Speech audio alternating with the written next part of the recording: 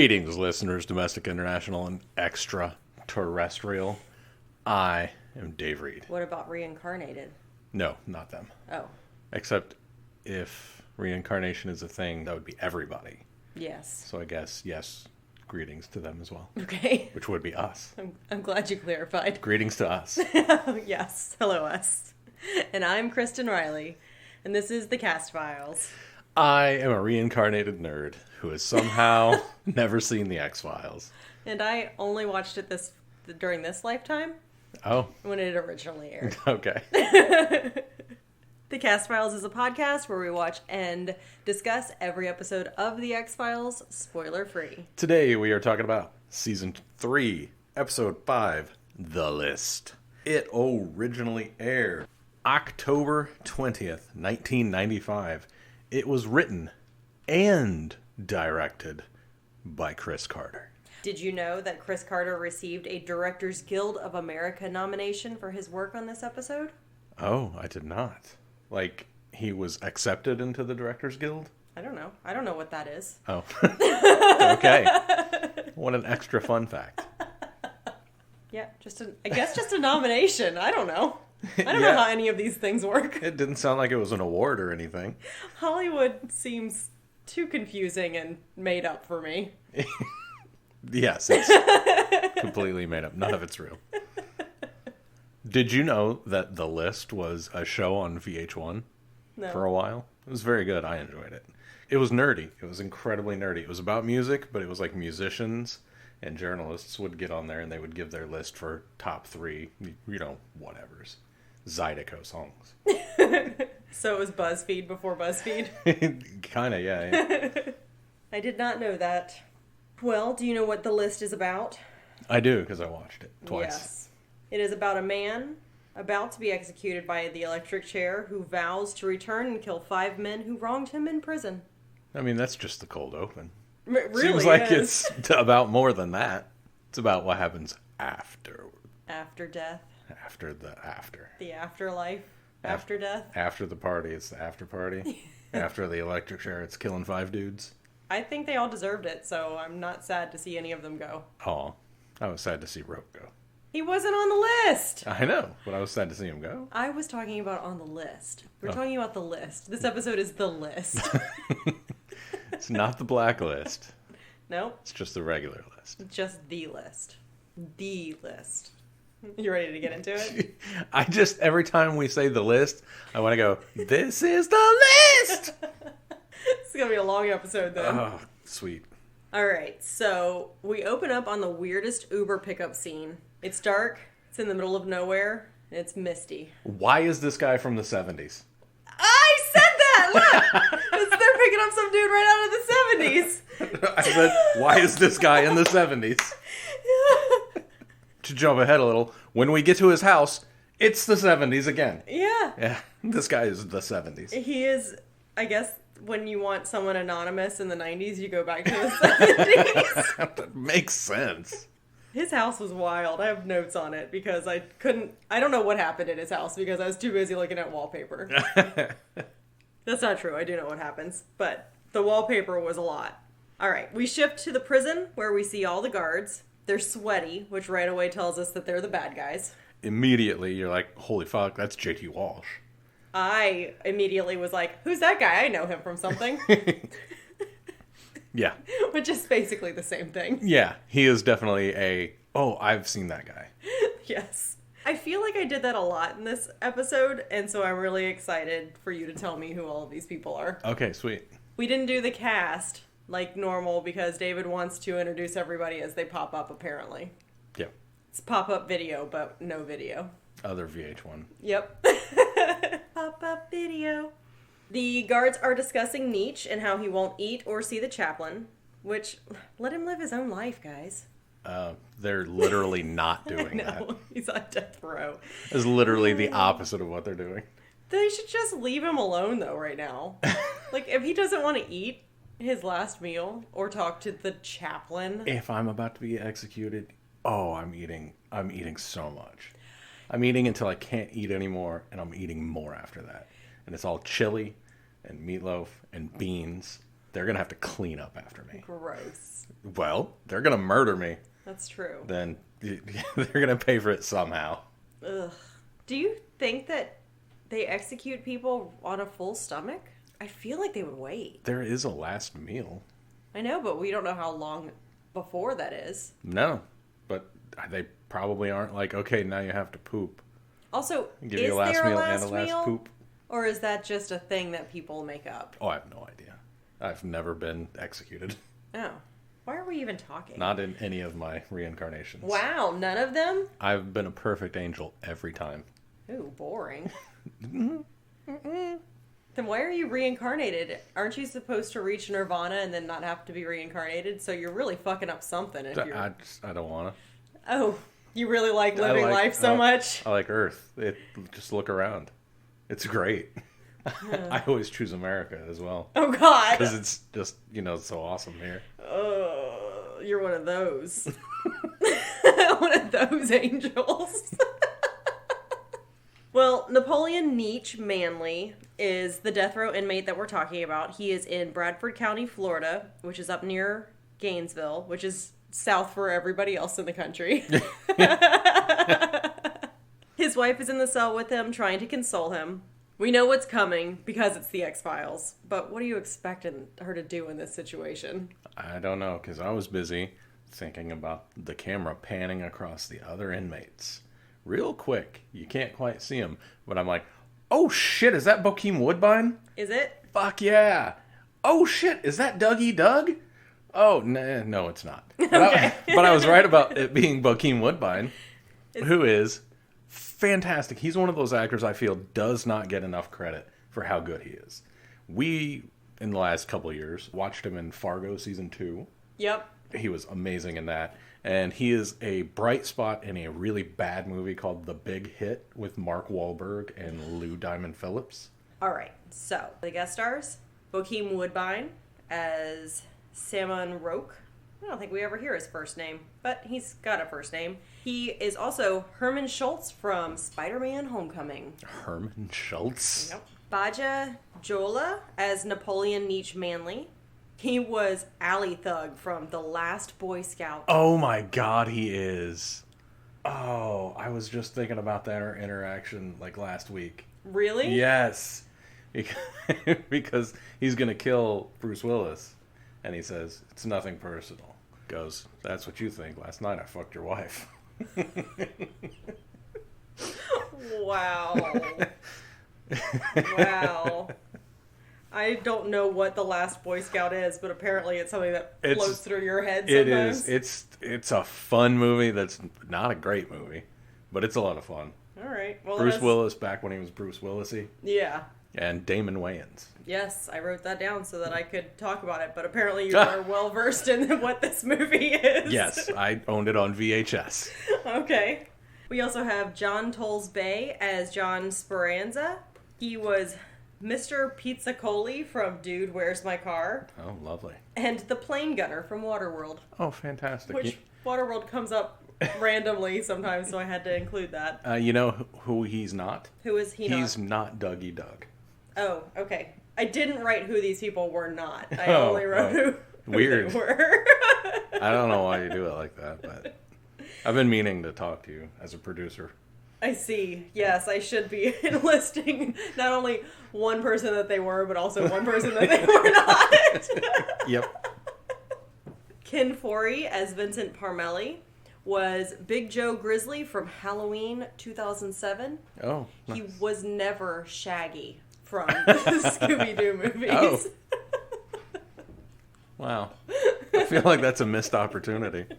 April Grace as Danielle Manley. She was a TV personality in I Am Legend. Okay. She's also from Lakeland, Florida. Oh, wow. I thought that was pretty cool. Interesting. Yep. She was never Dharma from Dharma and Greg. J.T. Walsh as Warden Leo Broder was Red Bar from Breakdown, 1997. Okay. Is that any reason to mention Kurt Russell? Because Kurt Russell was in that movie. I feel like J.T. Walsh is best known for, like, vague government agency guy. Yes. That's why I couldn't really place him. I was like, yes, he is this guy in everything I've ever seen him in. Head of shadow government organization. Yes. Bad government agency person. He has never played a good government agency person. Well, Nietzsche is brought to the electric chair. Before he's executed, Nietzsche proclaims that he will be reincarnated and avenge himself against the 5 men who tormented him in prison. He says, I've been here 11 years, 56 days, and now you're going to murder me. Mm-hmm. It's strong. And he says some other stuff, which is also really good. Yeah. But I couldn't write that fast. Yeah, I was like... It was a good speech. It was such a good speech. I'm like, did he practice? Did he practice this? Yes. Because I wouldn't be able to wing that. No, he's a professional actor. Yes. I'm talking about the character. No. Like, of course the actor knew his lines. Yeah, really? Wow. Everything else in the X-Files is improvised. You wouldn't know it, but it's an improv show. Except for this guy. He was the only one. Wow. Well, I have a bit of trivia. The prison set cost more than it was supposed to, but was later recycled in other episodes of the X-Files. Queso dos Bichos and Talitha Kumi. Okay. As well as other TV and movie productions. Outstanding. Which is great, because I'm sure you could reuse more sets than are reused. Yeah. Or you could have just done it on location. I feel like you could have done it on location. They never do anything on location in Florida. You can do it on location in Canada. No. Okay. Because then the trees are wrong.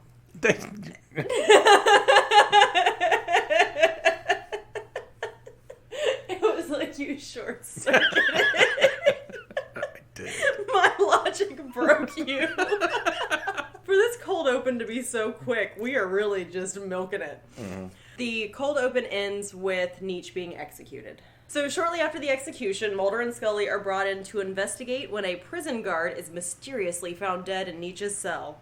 Which seems like a real stretch to get these kinds of resources. Yeah. A prison guard shows up dead in a prison. So the FBI comes in? Yeah. Yeah.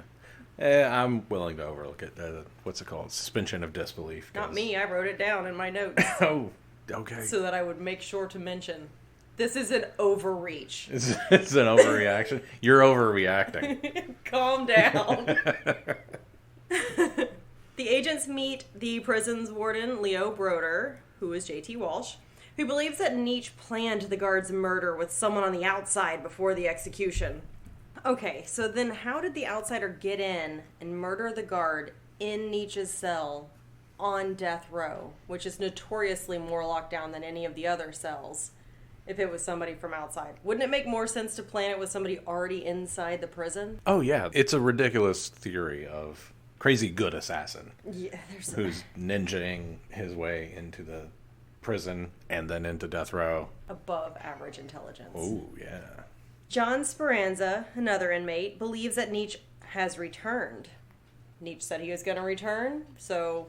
Seems reasonable. Yeah, why not? I guess, why did I say that was reasonable? I don't know. It's not reasonable at all. I don't know, but I said that he's going to become Mulder's best bud because he's like, dude. I believe in this stuff. Guy came back. Why do you believe that? Because he said he was going to. So I feel like he and Mulder should have been better buddies than they ended up being in this. They had a couple This is good Mulder's talks. kind of guy. It is. But he's also on death row. That's true. So he's done something wrong. So Mulder has to shield his heart from this friendship because his friend's not... He doesn't want to get hurt. His friend has an expiration date. Just like Max. Oh, Max. I hope Max comes back. I do too. It's been two seasons too now. Long, Max. Okay, so they're talking to Speranza. Scully and Mulder are talking to Speranza. Scully leaves them to continue talking, and she explores Nietzsche's cell. It's full of books and 2 flies staining the pillows. 2 of the biggest honking flies So I've big. ever seen. I thought they were fake at first. Yeah. And then Because she move. picks up the pillow and Yeah. they don't do anything. So not only are these flies just entirely too big, they are entirely too unafraid of people. I hate them. Yeah, they were honking flies. I hate him so much. Well, it doesn't get any better from here. The guard she's talking to is just squinting too much. Like, he's got a light flashing directly in his eyes. He thinks he's Clint Eastwood. Oh, even Clint Eastwood isn't Clint Eastwood anymore. Not anymore, no. No. So after that, Scully goes to explore the prison's showers. She's grabbed by a guard named Vincent Parmelli. He couldn't just go, psst. Nope. How many men have grabbed Scully? Too many. Just come up behind and just grab her. And I hate to victim blame here, but why is she just walking off on her own? No! We had this discussion. I know, but This is death row. I know, but I had it written down, so I had to say it. Who doesn't know where the prisoners are? Scully. Well, Scully shouldn't. Scully should assume they're all in their prison cells. That guard just walks away from her, too. Yeah. I'm going to go down here now. I'm going to leave you alone for a minute. So, yeah, no. This isn't victim blaming because that's stupid and misguided. There shouldn't be anybody grabbing anybody anywhere. This is absurd. The entire thing is absurd. What if the ninja assassin was in the showers? Exactly. That's why Scully shouldn't be walking around. Yeah, Scully. No. Look, I wouldn't be walking around by myself. Because you know they take their guns. Would you be skipping? I would be rolling. Forward, like head over feet? No, or like on your long side, ways. like a log? Long ways down the hallway. Just everywhere I go. The warden would be so mad at me. Yep. This warden, I think, is mad all the time, though. Not really. He's very calm. He's very even-keeled. Beats people to death. Yeah, very even-keeledly. Throws straight from his shoulder. Just the worst punches. I was going to talk about that later. We will. Because it doesn't happen yet. Parmelli claims that another prisoner, Roque, is keeping a list of the remaining 4 victims. So everyone knows who tormented this man, but only now anyone cares? Well, yeah, now that there's consequences. Right. So far, I'm okay with this list. We skip to another scene, and it's prisoners going into some room, and they're renovating, and they're getting ready to paint. So this one prisoner grabs a paint bucket and pulls the top off, levers the top off, and his face acting is pretty good. Yeah, I actually didn't know what to expect here, and I'm wondering why. After seeing what it was obvious that that's what it was going to be, but I had no clue what it was going to be. Huh. Yeah, I don't know. I'm a dumb dummy. Well, I liked watching everybody in this scene. Yeah. Because the prisoner who opens the bucket, the point of view is basically like the camera's in the bucket that he's opening, or right behind it. And so you see his reaction, and he is shocked and backs away through everybody else. And everybody else doesn't turn to look where he was looking, which is perfect because first, in a real situation, you would look at the person who's moving and being like, what's happening? Yeah. Why are you...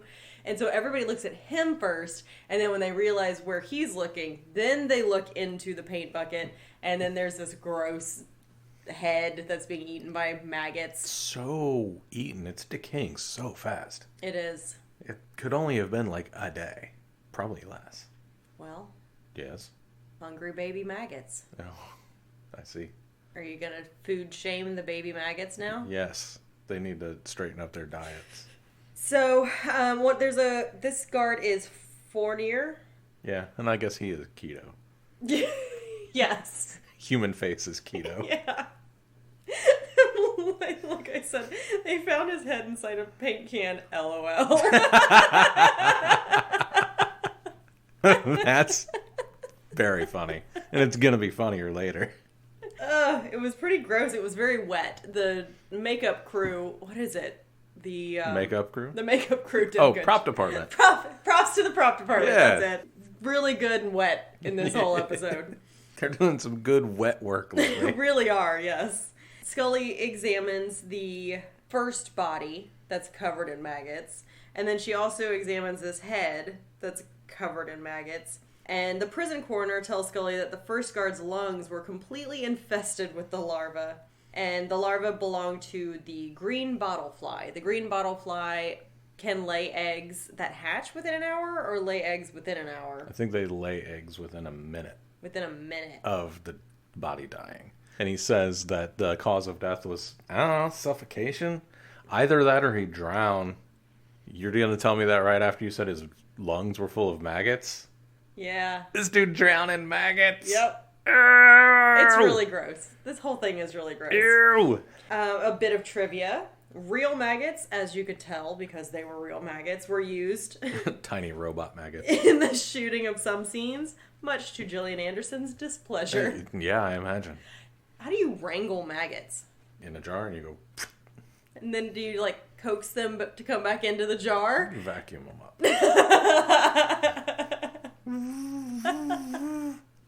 With one of those tiny little keyboard vacuums? Yes. You have to do them one at a time. Yep. Otherwise they'll get squished. So they talk about the head, and obviously they can't get a cause of death in there. They say because his head was cut off with a putty knife. Good Lord. That would take forever. Oh, it would hurt so bad. You don't think he died first? Cause of death unknown. I think it was maggots in his lungs, which probably also I wasn't would great. hope so. Ugh. I'd rather that than putty knife decapitation. I don't 27 minutes of somebody going, God, guy, can you just kill me some other way, please? This hurts so bad. It's like the guillotine back in the day when they wouldn't sharpen it. Yeah. Ooh, that got real. Also funny. We need to bring that back. Well, it depends on who was getting guillotined. In the French Revolution, people who deserved it. Other people got guillotined too. No, it was just Marie Antoinette after she said cake is good for everybody. She didn't say that. That's literally not actually true. I know. That's why I did the quote wrong. She said, cake is tasty. And you know what? It's true. You've had cake today. Nuh-uh. Donut cake? Donut is not cake. Donut is donut. It's a rounded It's cake. like fried cake. Fried cake with gloop inside. Oh, gross. Gloop like maggots? No. What? Ew. What's wrong with you? What isn't? Do you want me to list one thing that is and one thing that isn't? That'd be great if you could. I've been meaning to talk to you as a producer.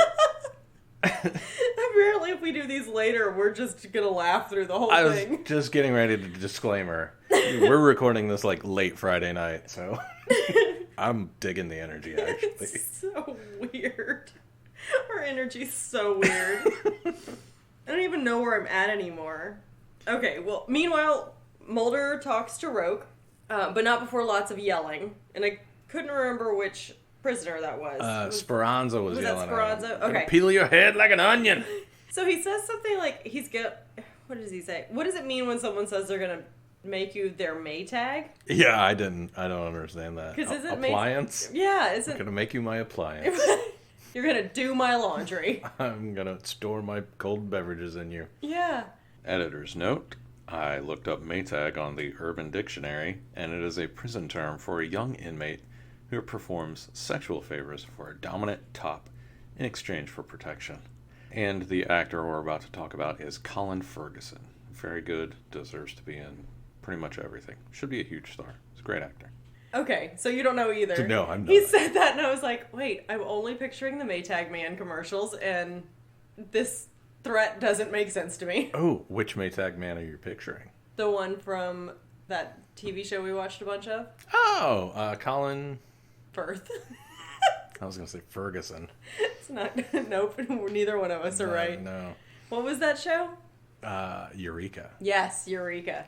Him. Another wildly underrated actor who was fantastic in that. He had a lot of range. Yeah. He's so good. He deserves more than to be the Maytag Man. I don't know. Maybe he's getting good money. Well, I'm sure he's getting, better money than I am. Or, at least new appliances. This house is just full of appliances. Please stop. Please don't send me any more microwaves or oven fans. It's just pieces of things that he can't really use. Okay, so we don't know what that means, but alright. Roke wants to transfer out of the prison, which makes sense. Yeah. In exchange for information, he says he will reveal the remaining 3 people on the list. And Mulder's like, well, what are they? And he's like, no, man, I'm not gonna give you the information before you give me the information. And then Mulder leaves. Broder talks to Scully and Mulder about the war zone that we've created in the prison system, and this is real poignant. He talks about how the guards have freedom and the prisoners do not, but even so, if the prisoners want something, they somehow get it into the prison. I have no idea who could be bringing in the contraband. I don't. None. No idea. Who could it be? Probably the guys who can never leave. It's probably them. Yeah. They're probably... They're definitely to blame. My note about this was, prison is bad? Right. Deep. Right. Whoa. This whole series, I don't know what this series' moral set is. No. This is one of those episodes I'm not sure what their opinion is. They're like, we're going to have a whole episode on animal cruelty, but we're going to skirt the lines of all of the animal cruelty laws. So we can make this show. So we can make it. So, like, that was another one where we were like, Dude, I don't know what their opinion is. What is your opinion? And then we had the other one where it was the eco-terrorist, where it was like they were kind of on his side and then they weren't anymore. And then it was like, then he was the super bad guy. Yeah. And it was like, I don't understand. No. And so here's another one where it's like, prison is bad, but also killing wardens is bad. But also, everybody knows that all of this has been going on and nobody did anything while Nietzsche was still alive to help protect him. Yeah. Even though he's literally stuck here forever.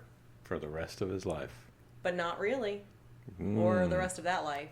The rest of his life, not the rest of his afterlife. That's right. Transfiguration of the soul. That's right. Well, after they have this poignant conversation, Broder opens the door to his office. He talks about how he's not in the deal-making business. He's not going to make deals with these guys. Because if he does, then every con with half a brain is going to start killing guards, I guess? Like, it's just a thing you can do at will. It's a whole willy-nilly system we live in. I guess so. He even says, if I make a deal with him, it'll just show the benefits of killing prison guards. What? Right. What? Yeah. Yeah, this whole conversation doesn't... I don't know. So, yeah. Now he opens the door to his office, and that's where we find the rest of Fournier. And that's where I wrote, ha ha ha ha ha, body behind desk. It was so gross. It was so wet. I love that you wrote head in a bucket, lol. And I wrote, ha ha ha ha ha, body behind desk.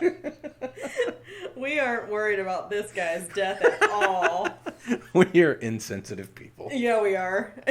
My comment about his whole body was, it's wet. More wet prop. Yep.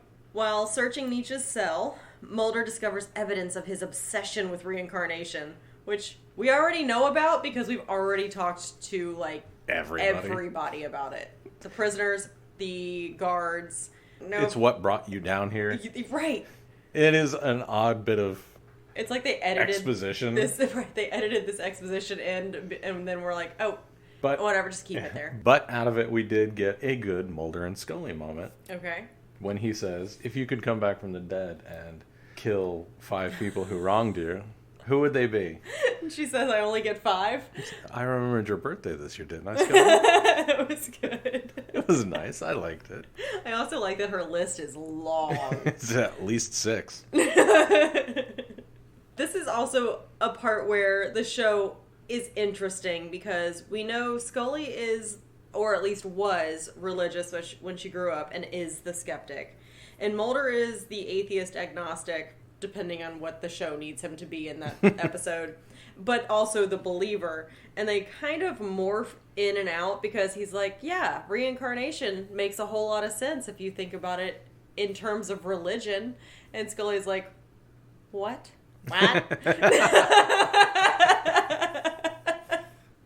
And then he explains Jesus resurrecting. And I'm like, of all of the stories you're going to tell... Come on, Scully, you like Jeebus? Sure. But then they find an envelope with Nietzsche's wife, Danielle's address on it, and they decide to go harass her now. Right. Hey, she knew this guy. Oh, you know who might know something? This dude's wife. So they go to her house, and she is obviously afraid. She's chain smoking. She's absolutely terrified. She's also a bit sweaty. She says if anybody could come back, it would be Nietzsche. It's an interesting conversation, and then the agents leave. After the agents leave, the big reveal is that Danielle and Parmelli, the guard who grabbed Scully in the showers, are having an affair. And I wrote having an affair, and I was like, is it an affair? I don't understand. I guess technically it's an affair. Right. It feels weird on a technicality. She was literally only able to see him for 3 days in the last 11 years. You don't think that's a strong foundation for a relationship? I find Scully's comment that she says later, but I didn't put it here. Sometimes a woman gets lonely and can't wait for her husband to be resurrected. It's pretty good. It was the odd moment when they give Scully a good line. Yeah. So we find out that there's an affair. Shocking. I hope you guys can tell that my shocking that's a sarcastic remark because, come on. This whole situation sucks for everybody. Roque is brought to the showers back at the field house. Back at the prison. Field house, yeah. I couldn't remember what the name of prison was. Where Brodier comes in, and you know it's bad because you're in the showers and you're like, great, this is easier to clean up, so awesome. And this is where Brodier throws the weakest punch that we've ever seen in TV history. That has the most effect. He hits the deck and spits out a pint of blood. Yeah, and I think some teeth. It's the strangest. It's so strange. It was more wet props. Very wet props. It was just, such a bad punch and so effective. Yeah. Maybe he has super strength. You know what? Probably because apparently he's beating these people to death and isn't scratching up his knuckles at all. Yeah, I was watching for that too. Not a split knuckle on this man. And he barely has to move his arms to incapacitate a man. It's true. Thankfully, the next bit happens off screen because Roque is beaten to death. Oh, R.I.P. Bokeem Woodbine. Yeah. But not until he lets Brodier know that Brodier is the 5th person on the list. How's it feel to be on death row, Warden? It was pretty good. Very good. Good last words. Yes. Back at Danielle's house, Mulder's walking across the street, and in case you're wondering, Mulder has been thinking about this list a lot. Oh, what? Like, a lot. Interesting. Is it real? Who's on it? Who isn't on it? Who knows who's on it? Well, Roque did. I know. And Speranza does. Mulder's really been thinking about it. It's good. That's what he's here for. But he wants you to know. Praise him. Communicate what?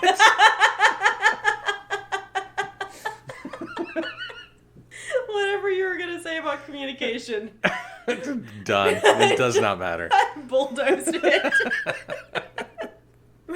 Brodier puts the prison under lockdown and tells Mulder that Nietzsche had a violent history with all 3 victims. Everybody. And that's literally what Nietzsche said before he was executed. That was his whole speech. His whole speech was, you guys have put me here. You've done me harm. I don't think we let you guys know that he's on death row for driving the getaway car. Yeah. This is nuts. He did not deserve to be. Well, I mean, nobody deserves to be on death row. But, I mean, I still have a tough time with that. It comes down to, I don't think that the government should be allowed to kill citizens. There you go. That's where I land on it. That's a good place to be. There are some people who should not be in society, though. Yeah. But, the government should not be allowed to kill its citizens. Right. I agree. That's a good line. The bottom line. It's a good line to draw. We as a nation have not drawn it, but it is a good line to draw. So when Nietzsche was giving his speech, which I understand that the agents weren't there for, so they wouldn't know, but we know that Nietzsche said that he had a violent history with everybody on this list, all 5 people, and he was coming back for revenge, which is exactly what we're expecting and also what we're experiencing. But we know that Roque wasn't one of them because of how it was all stated, and also because if anybody's paying attention, the guards are dying by suffocation, and also their heads being cut off with putty knives. Wild. But Roque is beaten to death in the showers. Here's how I knew the difference. The guards always have the flies and the maggots on them. Roque did not. Right. Yeah. Also, no one else has been beaten to death. Okay. But you don't know the cause of death for Fournier yet. I do. He had his head cut off with a putty knife. You said he was dead before that happened. I hope he was dead before that happened. That's what I said, and you told me I was bad. You know what? Naughty. Yep. That sounds like me. You know what? I don't know how I feel about where the putty knife comes into play in his death, because I don't know what he did. Maybe he deserved that. It could be really awful. Pretty sure he'd beat him up. He'd beat Nietzsche up. Pretty sure that's for what 11 years. That's a lot of rage, man. Build up. You gotta have a lot of rage behind cutting someone's head off with a putty knife. What a wild thing. Yeah, also have to have time. Who thought of that? Chris Carter. Chris Carter, I hope you're seeing a shrink. Mulder believes that Nietzsche came back for revenge against the guards, which, duh. But doubts that Roque was on the list. Good coppin', Moldy. That's when I said, this death is not like the others. Mulder requests that Brodier provide the name of Nietzsche's executioner, which I thought was interesting, because we're still looking for essentially the fourth person. No, fourth and fifth, right? We're looking for the third, but they think that's the fourth, because they're counting Roque. Right. It turns out that Nietzsche's executioner was a volunteer executioner. Yeah?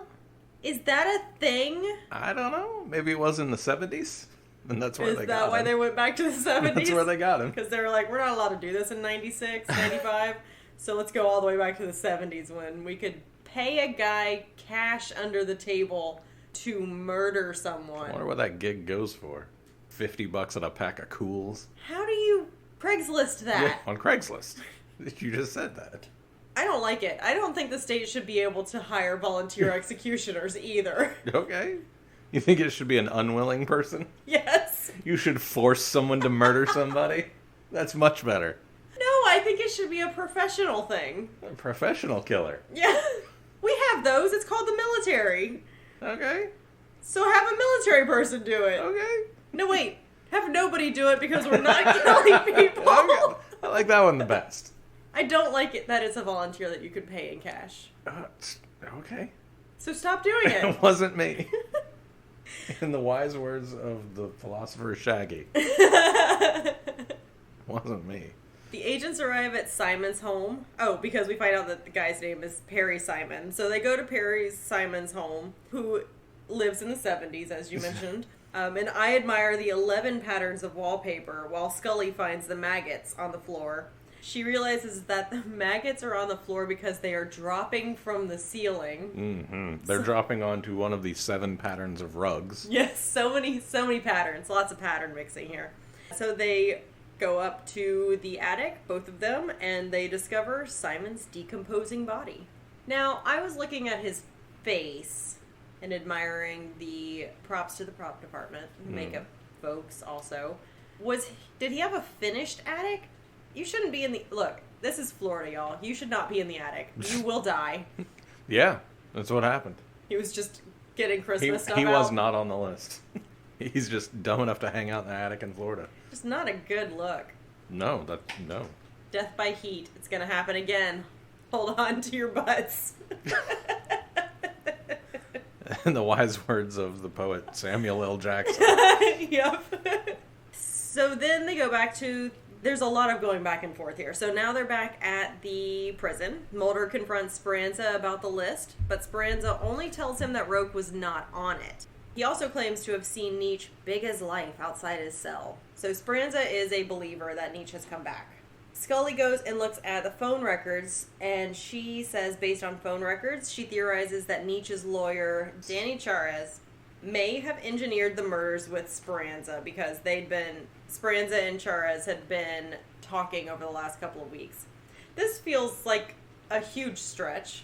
Maybe these two were working together to do all the murders? Well, he also talked to Nietzsche a lot in the month ahead of time, before he got executed. Okay. So, it's not a stretch, really. All right. Because of that. Okay. Yep. I don't know what I was looking at. Somebody was probably sweating profusely, so that's what I was looking at. They did say that he'd been talking to Speranza a few times since the first murder. Yeah. So they go to Chara's and they interview him. He's just super sweaty, and his window air conditioner is not working correctly.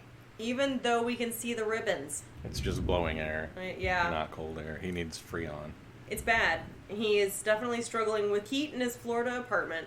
So he lets them know that he was going to work with Speranza because kind of like to make up for getting Nietzsche onto death row. Yeah, he's fully bought in on the premise. Yes. And he's like, I gotta get out of this any way I can. And I like that in this character. He's like, nope, I believe it. I'm trying to get out of it. I do too. Especially since he was 26 years old. He was barely past the bar. Right. And as he said, he had no business doing a death row case. He should not be on this list. Right. Especially, I'm looking at his apartment, so he's not a scummy lawyer that's doing a bunch of nonsense. This guy is not as much of a victim as Nietzsche, but he is a victim of the circumstance.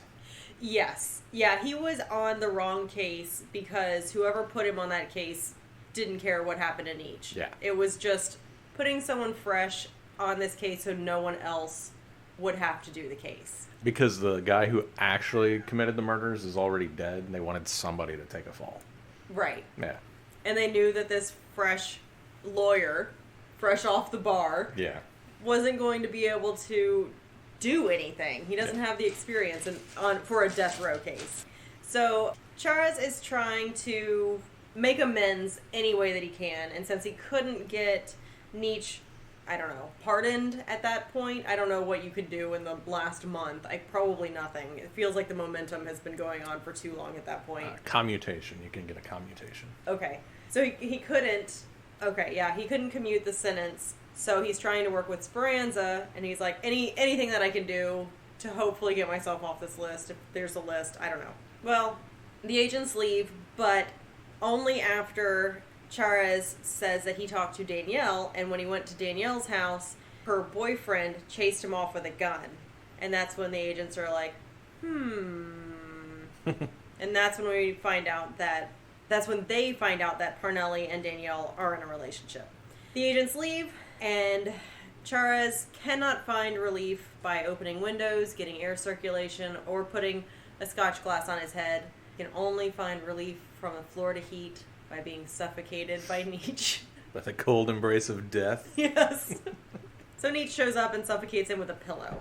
And then Brodier visits Speranza in his cell and offers to have his death sentence commuted to in exchange for stopping the murders. Call off the dogs. It was great timing because right at that time our neighbor's dog started barking.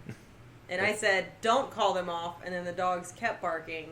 But yeah, so they did what you said. That's right. I like that Speranza agrees to this, because he has no power to actually stop this. It makes sense. But hey, if I can benefit. I agree. Yeah, I like this, like, sure. Yeah. I'll do what you want. I think it makes sense, too, because if he says no, he's going to piss off Brodier, who's going to beat him to death in the showers. Yeah, that's also a very good point. And if he says yes, he can't do anything, and he knows Brodier is on the list. So, yeah, buy time. That night, Parnelli visits Danielle, who has become agitated since Mulder and Scully have been staking out her house. I don't know how he didn't see them outside or how he came in. They would have seen him coming in. One would think. Maybe there's like a back alleyway or something. Yeah. The agents now suspect Parnelli to be behind the murders and leave to notify Brodier, who asks that Parnelli be arrested. I think you should go arrest him. I think you should have evidence that he's done a crime. I mean, brandishing a firearm maybe, but the only witness to that's dead. Right, and he didn't report it. He just said it in passing. Yeah, so that's not going to be evidence, is basically what I'm saying. There's not a report written up somewhere. Yeah, pretty much the warden just thinks he's the killer, so he wants him. Of course. I don't know him. He's a transfer who came over 6 months ago. He's a stranger. I'm scared. Soon afterward, Danielle wakes up to see Nietzsche by her bed, and this is when we realize just how tall Nietzsche is. Holy crap. I did not get the sense of how tall he was in the first scene. But he has to duck to get through doorways. Yeah. Man, it's tall. Very tall. Because he was sitting down and hunched over because he's on his way to death row. And then he was in the chair, and that's hard to tell. Yeah, when he was standing in the doorway. Now that you tell me that he's in Last Boy Scout, he towers over Bruce Willis. Oh, does he? Yes. How do you know it was my wife? She told me her husband was a big pimp-looking motherfucker with a hat. Wrong place, wrong time. Nothing personal. That's what you think. Last night I fucked your wife. Oh, you did, huh? Well, how'd you know it was my wife? She said her husband was a big pimp-looking motherfucker with a hat. Oh, you real cool for a guy about to take a bullet. After fucking your wife, I'll take two. Where you want? In the chest or in the head? Yeah, that's what your wife said. Hey, would you stop with the wife shit? Oh my god. This movie is a delight. It is not good, but it is a delight. That's fine. We just watched a movie like that last night. So the agents and a police task force arrive to Danielle's to arrest Parnelli, but Danielle has decided that it's actually Parnelli who's killing people, or I'm not sure what she thinks. Is pretending to be Nietzsche. It's unclear. Unclear. Okay, I thought I was just like, I don't know, checking out at some point, but I wasn't sure what she thought was happening. No, I wish they'd have given her a line like Nietzsche says you gotta go or something like that. Yeah. Nietzsche says this has to end. Something Something that made it clear that she thinks Nietzsche wanted this. Right. It was a little bit messy, but she ends up shooting and killing Parnelli, so the cops can say, she's got a gun! Meanwhile, Brodier, assuming that Charez and Parnelli were on the list, thinks that Speranza has reneged on their deal and has him taken to the showers. Well, he thinks it doesn't matter what the deal is. I think that he thinks Parnelli's the one killing everybody. Now that Parnelli's dead, he doesn't have to hold up his end of the deal. So that would make sense. Yeah, that would make sense too. Either way, he kills Speranza. Before Brodier kills Speranza, though, Speranza claims that one more person remains on the list. Which, yes. This is the list! So now everybody's dead. The agents start to leave Florida, but Mulder soon pulls over because, as you put it... Scully, I have to be extra dramatic right now. He pulls over on a 2-lane highway and gets out and walks down the highway. You don't do that, probably anywhere, but not in the rural areas where there's big semis carrying produce and cows. Yeah. You don't do it. I agree. So get back in the car, Mulder. Yes, ma'am. Be dramatic and still drive. Where are they going? Airport? They're in the middle of nowhere. Well, you got to go through nowhere to get to somewhere. Which airport would they be going to from Gainesville? Would they be going to Orlando? There's probably an airport in Gainesville. I guess. Not an international airport. I guess the feds can probably fly into those. If the feds are going to be called because one goddamn guard got himself killed. They do get places fast. Yeah, they do. Just don't know. It's because they're in Canada. Because I'm looking around and I can't place where they're at because they're not in Florida. Yes. Those are not Florida trees. I'm like, exactly. I'm looking at this road going, where is this? What kind of crop is that? None of this makes sense. Okay, so he gets out to be dramatic. He remains frustrated since Parnelli was on duty during only one murder and was not one of the 3 men who knew Perry Simon's confidential identity. So there are some holes. He also points out inconsistencies in the actions of Parnelli and Roque, who was also assumed to be part of the plot. So he's just like, none of this makes any sense. And we're like, yeah, Mulder, that's what we've been telling you for 3 seasons and 5 episodes. Mulder believes that Parnelli was not responsible for the deaths and that Nietzsche had indeed been reincarnated to enact his revenge, which is like, okay. It's also not reincarnation. No. We had that episode. It was one of the worst episodes. It was so bad. However, Scully convinces Mulder that the case is over and that they should return home. Just then, Brodier passes them in his car. He flips down his mirror and he's like, the feds are out and I got away with it. And my knuckles are not bruised. No, I can punch people in the weirdest ways and not split my knuckles.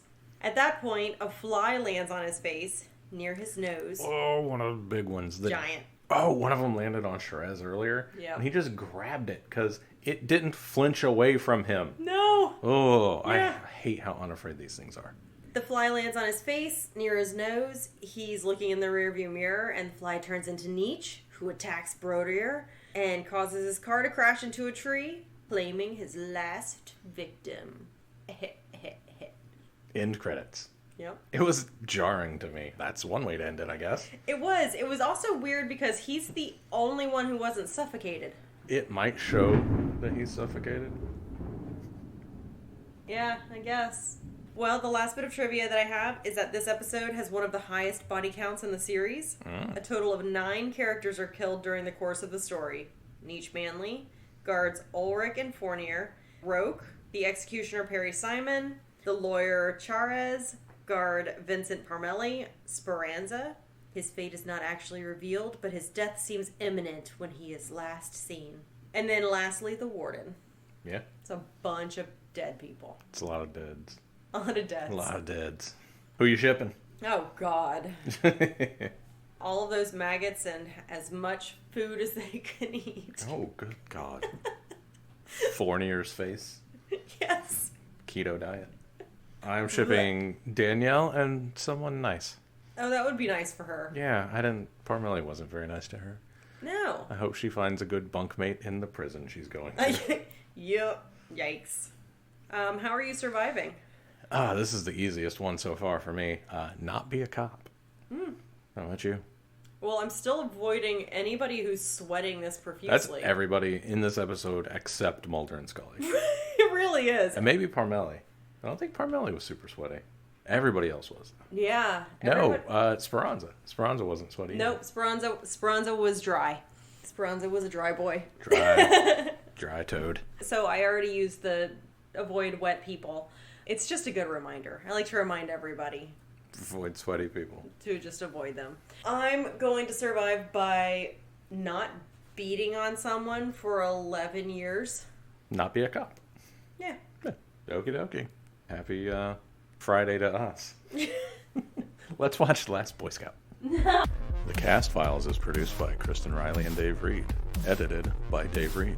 You can find us on Twitter at Cast Files. You can find me on Twitter at Dave Reed. That's DaiveReed. You can email us at thecastfiles. That's the with 2 E's at gmail.com. If you could please go rate and review us on Apple Podcasts, give us 5 stars, and tell us that we are doing phenomenal things. Artistic, wonderful things. We are raising the bar on podcasting. We would love you forever for that. We have a TeePublic store. You can go buy t-shirts and stuff there. Music by House 6. Logo by @OokaArt. That's OOKAART.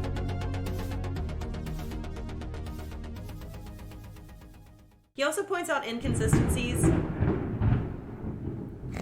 Dang. Sorry if you guys can hear that. It is thunderstorming. It is summertime in Florida. I'm just going to cut that out. Oh, okay.